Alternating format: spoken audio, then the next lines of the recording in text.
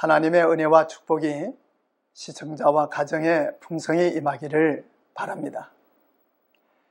이 겟세마네는 이 예루살렘에서 기드론 골짜기를 동편으로 건너 이 감람산 서쪽 기슭에 있는 동산으로서 요한복음 18장 1절과 2절에 보면 제자들과 함께 기드론 시내 저편으로 나가시니 거기 동산이 있는데 제자들과 함께 들어가셨다고 했고, 거기는 예수께서 제자들과 가끔 모이시는 곳이라고 했습니다.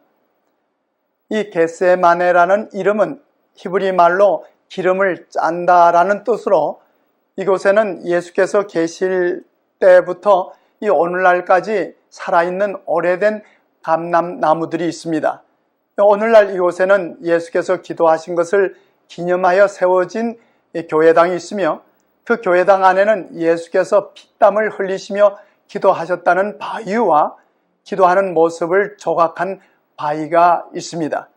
마태복음 26장 36절과 37절에 이에 예수께서 제자들과 함께 겟세마네라 하는 곳에 이르러 제자들에게 이르시되 내가 저기 가서 기도할 동안에 너희는 여기 앉아 있으라 하시고 베드로와 세베대의 두 아들을 데리고 나갈새 고민하여 슬퍼하셨다고 했습니다.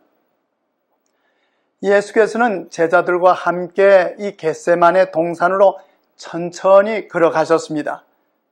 이때가 이 유대인으로 정월 14일부터 시작되는 이 6월절이기에 크고 둥근 달은 이 구름 한 점 없는 밤하늘에서 밝게 비치고 있었습니다. 예수께서는 때때로 기도와 명상을 위해 이곳에 오셨지만은 이때처럼 이렇게 슬픔에 가득 찬 마음으로 오신 때는 없었던 것입니다. 제자들이 전에는 예수께서 그토록 큰 슬픔과 침묵에 잠기신 것을 결코 본 적이 없었습니다. 마태복음 26장 38절에 예수께서는 이 제자들에게 내 마음이 심히 고민하여 죽게 되었으니 너희는 여기 머물러 나와 함께 깨어 있으라 하셨습니다.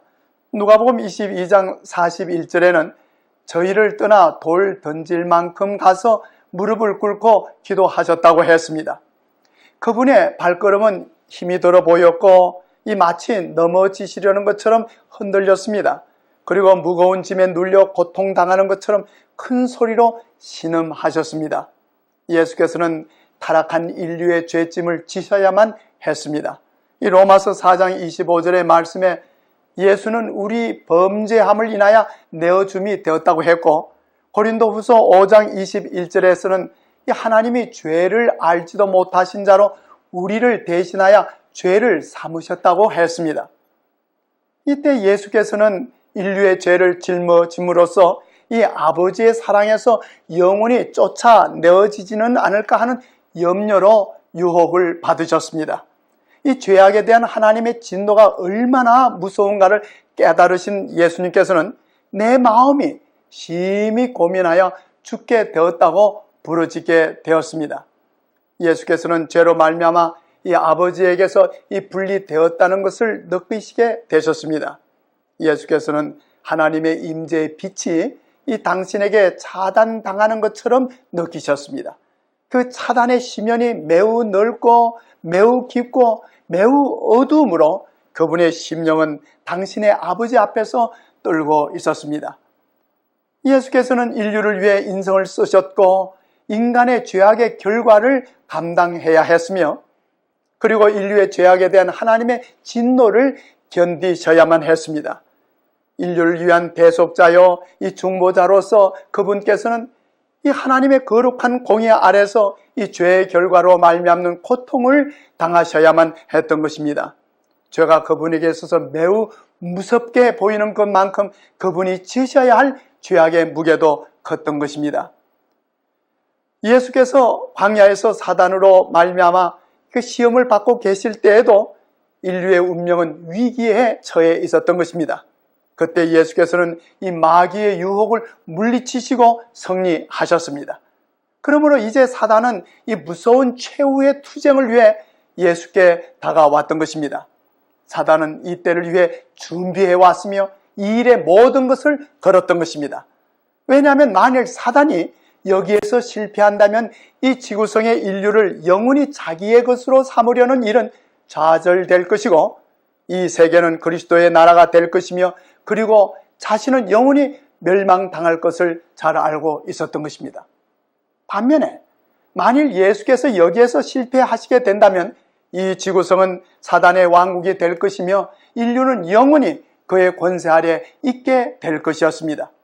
사단은 예수님을 유혹하여 이르기를, 만일 그대가 인류의 죄를 담당하고 인류를 위한 대속자와 보증인이 된다면 그대의 아버지와는 영원히 끊어지게 될 것이라고 속삭였습니다. 그리고 사단은 속삭이기를, 그대의 희생으로 무엇을 얻을 수 있단 말인가? 하나님께로부터 택함을 받았다고 하는 백성이 그대를 거절하고 그대를 죽이려고 하지 않았던가? 그대의 제자 중 하나가 그대를 배반하여 팔아넘길 것이고, 그대를 가장 열렬히 따르던 자가 그대를 부인할 것이 아닌가? 그리고 마침내 모든 사람이 그대를 저버리고 그대를 십자가에 죽게 할 것이 아닌가라고 했던 것입니다. 그리고 사람의 죄악이 이 예수님의 마음을 억눌렸으며 이 죄악에 대한 하나님의 분노를 의식함으로써 예수님의 생명은 파쇄되고 있었던 것입니다. 그러나 고통 중에도 마치 그분은 이 하나님에게서 더 멀리 떨어지지 않으시려는 것처럼 이 차비찬 땅바닥에 엎드리셨습니다. 싸늘한 밤의 이슬이 극도로 지친 예수님의 몸 위에 내리고 있었고, 드디어 창백해진 그분의 입술에서는 비명이 흘러나왔습니다. 마가복음 14장 36절에 보면, 가라사대 아바 아버지여, 아버지께는 모든 것이 가능하오니 이 잔을 내게서 옮기시옵소서. 그러나 나의 원대로 마옵시고 아버지의 원대로 하옵소서라고 하셨던 것입니다. 고통 중에 인간의 마음은 동정을 갈망하는 법입니다. 이때 예수께서도 인간의 동정과 위로를 바라셨습니다. 그리하여 마태복음 26장 40절에 예수께서는 제자들에게 오사 그 자는 것을 보시고 베드로에게 말씀하시되, 너희가 나와 함께 1시간도 이렇게 깨어 있을 수 없더냐고 하셨습니다. 극도로 고민하는 가운데 예수께서는 이 당신의 제자들에게서 어떤 위로의 말을 듣고자 했던 것입니다. 만일 이때 제자들이 깨어있어 기도하는 모습을 주께서 보셨다면 위로와 용기를 얻으셨을 것이며 그의 고통은 가벼워짐을 느끼실 수가 있었던 것입니다. 그러나 주께서 저들의 동정과 기도를 가장 필요로 하고 있을 때 저들 모두는 잠이 들어 있었던 것입니다. 그리고 제자들은 앞으로 닥칠 시험을 견디기 위해 스스로 깨어서 열심히 기도할 필요가 있었습니다. 그래야 마태복음 26장 41절에 예수께서는 제자들을 깨우시며 이르시기를, 시험에 들지 않게 깨어있어 기도하라고 하셨습니다. 그리고는 예수께서는 이 초인간적인 고통 가운데 기진맥진하여 거의 실신 상태로 기도하시던 장소로 되돌아가셨습니다. 마태복음 26장 42절에 다시 두 번째 나아가 기도하여 가라사대, 내 아버지여, 만일 내가 마시지 않고는 이 잔이 내게서 지나갈 수 없거든 아버지의 원대로 되기를 원하나이다 하셨습니다.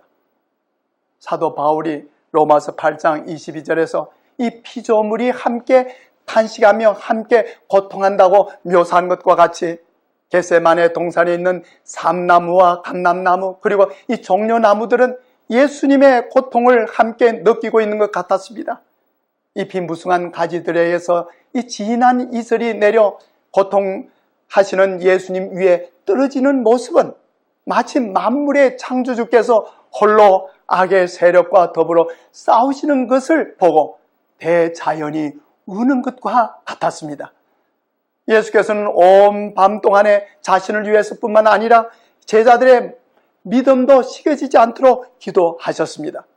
예수께서는 당신이 배반당하여 죽임을 당하심으로 그들에게 임할 시험을 그들이 견디지 못할 것을 염려하셨습니다. 그러므로 예수께서는 제자들에게 깨어있어 기도하라고 명하셨던 것입니다. 그러나 예수께서 다시 제자들에게 오셨을 때에는 그들이 또다시 잠들어 있는 것을 보시게 되셨습니다. 예수께서 제자들에게 돌아서신 후 다시 기도하시던 곳을 찾으셨습니다.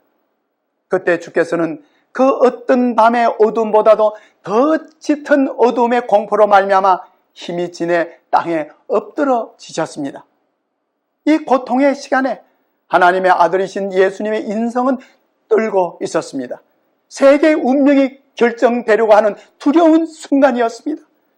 이때 온 인류의 운명이 떨고 있었습니다. 예수께서는 바로 이때 범죄한 인류가 마셔야 할 잔을 거절하시고 인류가 죄 가운데서 멸망하도록 버리고 떠나가실 수도 있으셨습니다. 하나님의 아들 예수께서는 멸시와 고통의 쓴 잔을 마실 것인가? 무지한 그분이 죄인을 구원하기 위해서 죄의 저주의 결과를 당할 것인가? 그리하여 예수님의 고통은 전보다 더욱 격심했으며 이 마음의 고민은 극도에 이르렀습니다. 드디어 예수님의 창백한 입술에서는 내 아버지여, 만일 내가 마시지 않고는 이 잔이 내게서 지나갈 수 없거든 아버지의 원대로 되기를 원하나이다라는 말씀이 터져 나오게 되었습니다. 이렇게 예수께서는 3번 이러한 기도를 하셨습니다. 그분의 인성이 마지막 더할 나위 없는 희생으로부터 3번 움츠렸습니다. 이때 인류의 역사가 예수님의 앞에 펼쳐지게 되었습니다. 그분께서는 하나님의 율법을 범한 인류를 그대로 내버려 둔다면 틀림없이 멸망당할 것을 보셨습니다. 그분은 죄악의 세력과 인류의 무력함을 보셨습니다. 그분은 운명지어진 세계의 재난과 비탄을 보셨습니다. 마침내 예수께서는 세계의 절박한 운명을 바라보심으로 멸망당할 인류를 구원하시기 위해 그 어떠한 희생도 감당하려고 결심했습니다. 예수께서는 인류로 하여금 당신의 구속을 통해 구원받고 영생을 얻을 수 있도록 위해 생명의 피를 흘리시기로 결심했습니다. 그리하여 누가복음 22장 44절에 보면 예수께서 고뇌에 차서 더욱 간절히 기도하시니 땀이 핏방울같이 되어서 땅에 떨어졌다고 했습니다. 예수께서 인류의 구원을 위해 피의 쓴 잔을 마시기로 결정을 하시고 잠시 일어나시던 몸은 죽은 듯이 땅에 쓰러지시고 말았습니다. 제자들이 잠을 깼을 때 이 예수님의 얼굴에서 피와 땀이 얼룩진 것을 보고 이 공포에 사로잡혔습니다. 예수께서는 이사야 52장 14절의 말씀대로 그의 얼굴이 타인보다 상하였고 그 모양이 인생보다 상하였던 것입니다. 그리고 예수님의 모습은 마치 이 포도즙 틀을 밟는 자의 옷처럼 피땀으로 얼룩짐을 당했습니다. 이사야 63장 2절과 3절에 예언되기를 어찌하여 내 의복이 붉으며 내 옷이 포도즙 틀을 밟는 자 같으뇨 하라고 했고 만민 중에 나와 함께한 자가 없이 내가 홀로 포도즙 틀을 밟았다고 했습니다. 하늘의 천사들은 예수 그리스도의 고통당하시는 그 모습을 바라보고 있었습니다. 천사들은 저희 주님께서 이 사단의 군대에 포위되어 이 그분의 인성이 몸살이 나고 이 신비스러운 공포에 짓눌린 것을 보았습니다. 예수께서는 우리 모두를 위해 그 어떤 인간도 견딜 수 없는 이 죽음의 고통을 당하시고 계셨던 것입니다. 천사들은 당신의 사랑하는 아들로부터 이 당신의 빛과 사랑과 영광을 거두시는 이 아버지를 침묵과 슬픔 가운데 지켜보고 있었습니다. 하늘에서는 침묵이 흘렀습니다. 검은고도 모두 멈췄습니다. 이 두려운 순간 세계와 만물이 위기에 처해 있었으며 신비스러운 선잔이 고통하시는 자의 손에서 떨고 있었던 것입니다. 그러자 하늘이 열리고 빛이 비추었습니다. 이 누가복음 22장 43절에 보면 그때 천사가 하늘로부터 그에게 나타나서 힘을 북돋아 드렸다고 했습니다. 이 천사는 다니엘 9장 22절에서 이 선지자 다니엘에게 나타나 메시아의 오심과 죽으심을 알려준 이 가브리엘 천사로서 누가복음 1장 19절과 26절에 보면 제사장 사가랴에게 나타나 침례 요한의 태어남을 알렸고 이 마리아에게 나타나 예수의 탄생을 알린 바로 그 천사였습니다. 이 천사는 이 하늘의 천사장 루스벨이었던 사단이 이 하나님을 배반하여 떠나간 그 지위를 차지하여 하나님을 모시고 있던 능력의 천사였습니다. 예수님을 하여금 그 쓴 잔을 마시도록 격려하기 위해 하나님의 명령에 따라 내려왔던 바로 그 천사입니다. 그러자 예수께서는 침착하고 평안하게 되셨고 피에 젖은 그분의 얼굴에는 하늘의 평화가 깃들었습니다. 그리고 예수님의 주위는 하늘의 빛으로 환해졌습니다. 잠자던 제자들이 그 빛으로 인해 갑자기 잠에서 깨어났습니다. 그리고 그들은 땅에 엎드러지신 저희 주님을 굽어보는 천사를 보았고 그 천사가 예수님의 머리를 그의 품에 들어 올리고 하늘을 가리키는 것을 보았습니다.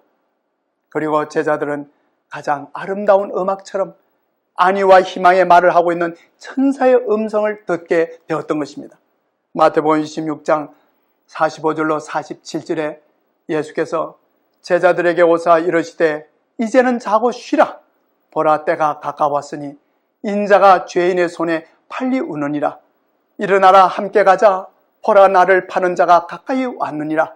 말씀하실 때 12 중에 하나인 유다가 왔는데 대제사장들과 백성의 장로들에게서 파송된 큰 무리가 금과 몽치를 가지고 그와 함께 하였더라고 했습니다. 이 요한복음 18장 4절로 6절에 보면 이때 예수께서 무리를 향해 너희가 누구를 찾느냐고 말씀하셨고 그들은 나사렛 예수라고 대답했습니다. 그런데 예수께서 저희에게 내로라 하실 때 저희가 물러가서 땅에 엎드러지는지라고 했습니다. 이는 저들의 눈에는 보이지 않았지만 이 하늘에서 내려와 예수님을 수종들었던 그 천사의 임재를 느끼게 됐고 예수님의 얼굴에서 이 잠시 동안이지만 이 거룩한 빛이 발하는 것을 보았기 때문이었습니다. 살기 등등했던 무리들이 이 거룩한 영광이 번쩍임을 견디어낼 수가 없었던 것입니다. 그들은 비틀거리며 물러섰으며 제사장들, 장로들, 군사들 그리고 유다까지도 죽은 사람처럼 땅에 엎드러졌습니다. 그러나 잠시 후 이 하늘의 천사는 물러가고 이 예수님의 얼굴에서 비치던 빛은 사라졌습니다. 광경은 곧 변했습니다. 폭도들은 일어나 다시 움직이기 시작했고 이 군인들과 제사장들과 유다는 예수님의 주위로 모여들었습니다. 요한복음 18장 7절에 보면 예수께서 이에 다시 누구를 찾느냐고 물으신데 저희가 말하되 나사렛 예수라고 했습니다. 그리고 마가복음 14장 48절로 50절에 보면 예수께서 무리에게 말씀하여 가라사대 너희가 강도를 잡는 것 같이 금과 몽치를 가지고 나를 잡으러 나왔느냐. 내가 날마다 너희와 함께 성전에 있어서 가르쳤으되 너희가 나를 잡지 아니하였도다. 그러나 이는 성경을 이루려 함이라고 하셨고 제자들은 다 예수를 버리고 도망하였다고 했습니다. 요한복음 16장 32절에 보면 예수께서는 이때의 일을 미리 내다보시고 보라 너희가 다 각기 제 곳으로 흩어지고 나를 혼자 둘 때가 오나니 벌써 왔도다라고 말씀하셨던 것입니다. 그리고 반역자 유다는 예수님을 찾는 자들에게 신호를 주어 내가 입맞추는 자가 그이니 그를 잡으라고 하고 이 마치 다정한 친구인 것처럼 예수께 가까이 다가와서는 라피어 안녕하시옵니까? 라고 말하면서 입을 맞추었습니다. 그러자 예수께서는 친구여 네가 무엇을 하려고 왔는지 행하라고 하셨습니다. 예수께서는 이 순간이라도 이 반역자의 양심이 일깨워지기를 바라셨던 것입니다. 이처럼 예수께서는 당신의 제자 중 한 사람이요 이 친구라고 다정히 불러주었던 자에게로부터 배반을 당하셨습니다. 다윗은 이때의 일을 예언하여 이르기를 시편 41편 9절에 이 나의 신뢰하는 바 내 떡을 먹던 나의 가까운 친구도 나를 대적하였다고 했고 시편 55편 12절과 13절에서는 이러한 배반하고 대적하는 일을 행한 자가 원수가 아니라 그가 곧 너로다 나의 동료, 나의 동무요, 나의 가까운 친구라고 했습니다. 때때로 예수님을 배반하는 사람들이 이 다름 아닌 예수님의 친구라고 하는 우리 자신들임을 인정할 수밖에 없는 것입니다. 이 요사이 화제가 되고 있는 영화 이 그리스도의 순환을 제작한 이 멜 깁슨이 이 예수를 십자가에 못 박은 게 유대인이냐 로마 군사냐라고 이 ABC 방송의 인터뷰에서 그는 답하기를 내가 못 박았다고 했습니다.